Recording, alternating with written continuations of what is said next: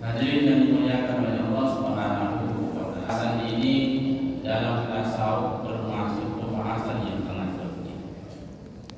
Kenapa maksiat hati ini sangat penting dalam tasawuf? Orang yang tak senang ketika Allah berikan nikmatnya kepada salah seorang yang lain dari hamba-hambanya. Artinya apa Bapak Ibu? Saat ada sebahagian saudara kita mendapatkan nikmat Allah, hati kita tak senang, itulah maksud yang sesungguhnya. Tak senang melihat saudara kita bahagia, itu maksud. Mendapatkan harta yang banyak, kita yang susah. Ketika kerabat kita naik pangkatnya, kita yang demam. Ketika saudara kita bahagia dalam hidupnya, kita yang susah. Dirinya, manusia yang di dalam dirinya sudah berdarah daging sifat hasud, sifat yang sangat berbahaya bagi kita manusia. Dan bahkan Allah Subhanahu wa Ta'ala sangat membenci mereka yang dalam dirinya ada sifat hasud. Sebagai Rahman Rahim, Qul a'udzu birabbil falaq. Wahai Muhammad, a'udzu birabbil falaq, aku berlindung dengan Allah sang pencipta waktu subuh. Masukin ila waqab. Ayat selanjutnya, dan dari keburukan malam apabila sudah gelap.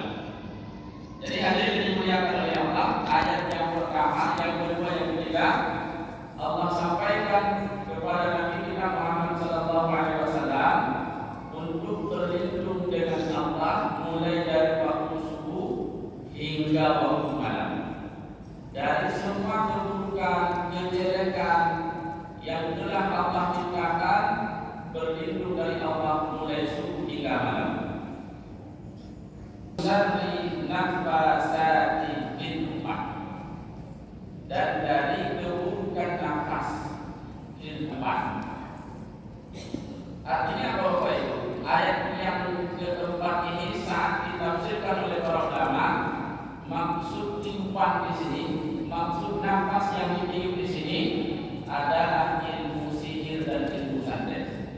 Bukan yang Allah ciptakan, yang paling buruk, yang paling dibenci oleh Allah adalah si pemilik ilmu sihir dan si pemilik ilmu santet. Oleh Allah adalah si pemilik sihir dan si pemilik santet. Alat ini ditutup dengan ayat yang terakhir yang berbunyi wa min syarri hasidin idza hasad. Dan dari keburukan orang yang punya sifat hasud saat tumbuh sifat hasud dalam dirinya. Ternyata bukan sihir yang sangat ditakuti, bukan sihir yang paling dibenci oleh Allah, tapi yang sangat dibenci oleh Allah, yang sangat dimurkai oleh Allah adalah sifat hasud yang dimuliakan oleh Allah. Apa sifat hasud ini menjadi lebih berbahaya dari sekarang? Kita lihat Bapak Ibu, sehebat apapun sihir, yang pertama, sihir masih ada ustadz-ustadz atau kawan-kawan kita yang bisa meruqyah dan menghilangkan sihir. Tapi kalau sifat hasud dari zaman dulu sampai sekarang belum ada spesialisnya. Nah, makanya sifat hasud lebih berbahaya. Yang kedua, kenapa sifat hasud lebih berbahaya daripada sihir dan santet? Sekuat apapun santet dan sihir, jika pemilik ilmunya sudah meninggal, maka sihir dan santetnya pun ikut hilang.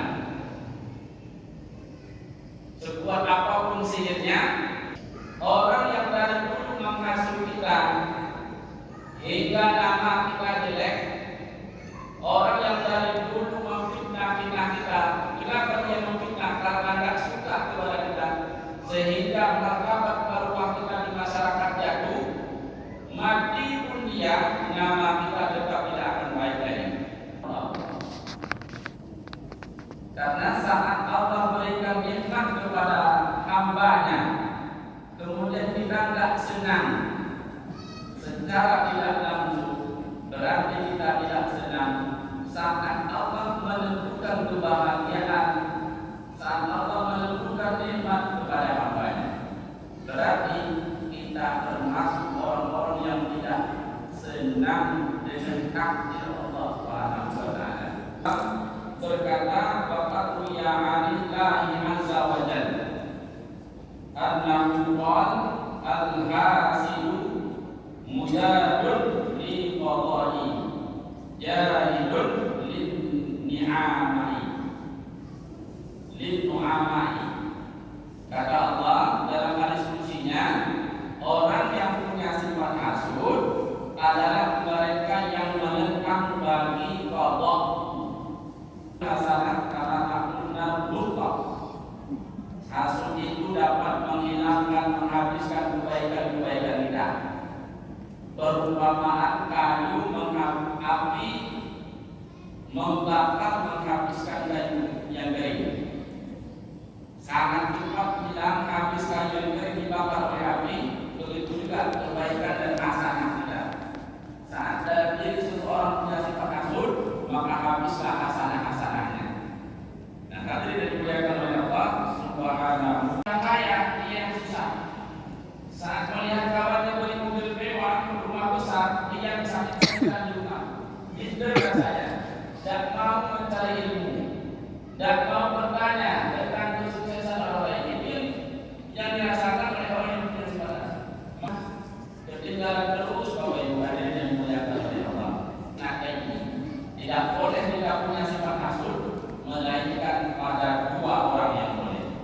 Selain dua orang tidak boleh. Yang pertama, rajulun atauhu malan, orang yang diberikan oleh Allah harta yang banyak. Fasallallahu ala halakati fil haq, kemudian hartanya ini dihabiskan pada yang baik-baik. Dia habiskan hartanya ini, dia gunakan hartanya ini pada tempat yang baik. Dia wakafkan, membangun masjid, madrasah, membantu anak yatim dan sebagainya. Dia memakan hartanya yang dititipkan oleh Allah di jalan yang baik, dia berbuah pahala bagi dia. Maka orang yang seperti ini boleh dihasut. Apa boleh kita tidak senang saja? Mengapa demikian? Agar termotivasi kita biar jadi lebih baik daripada mereka.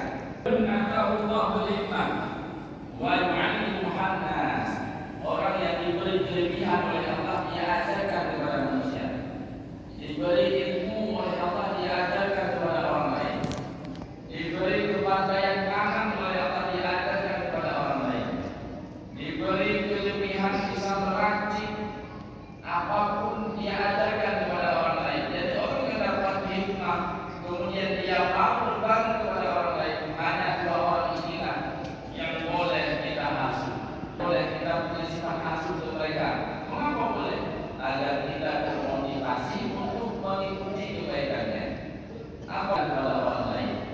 Lebih harta membantu fakir miskin anak yatim. Lebih harta bantu rumah Allah, bantu pendidikan, bantu dakwah Allah dan sebagainya. Kajian subuh pada hari ini dengan sama-sama kita berdoa kepada Allah Subhanahu wa taala. A'udzubillahi minasyaitonir rajim. Bismillahirrahmanirrahim. Alhamdulillahirabbil alamin, hamdan wa yukafi'u mazidah. Rabbana lakal hamdu wa lakal syukru kama yanbaghi li jalali wajhikal karim wa 'azimi sultanik. Amin. Allahumma shalli wa sallim ala sayyidina Muhammadin wa ala alihi wa sahbihi wa barik wa sallim. Allahumma ighfir lana dhunubana wa dhunub walidayna warhamhuma kama rabbawna shighara. ولجدنا ولجدتنا ولأستاذنا ولمن له حق علينا ولجميع المسلمين والمسلمات والمؤمنين والمؤمنات الأحياء منهم والأموات إنك على كل شيء قدير. اخرجنا من ظلمات الوهم وأكرمنا بمعرفة العلم وحسن أخلاقنا في العلم واجعلنا ممن يسمعون القول ويتبعون الحسنة. ربنا آتنا في الدنيا حسنة وفي الآخرة حسنة وقنا عذاب النار برحمتك يا أرحم الراحمين. Assalamualaikum warahmatullahi wabarakatuh.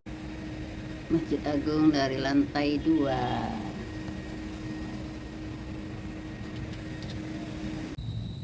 Pagi agak berembun di Masjid Agung setelah semalam iktikaf bersama UAS. Nah, ini telah selesai, jemaah bubar.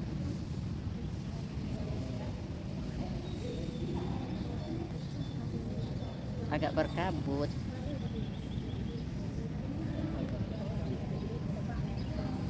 Payungnya kuncup.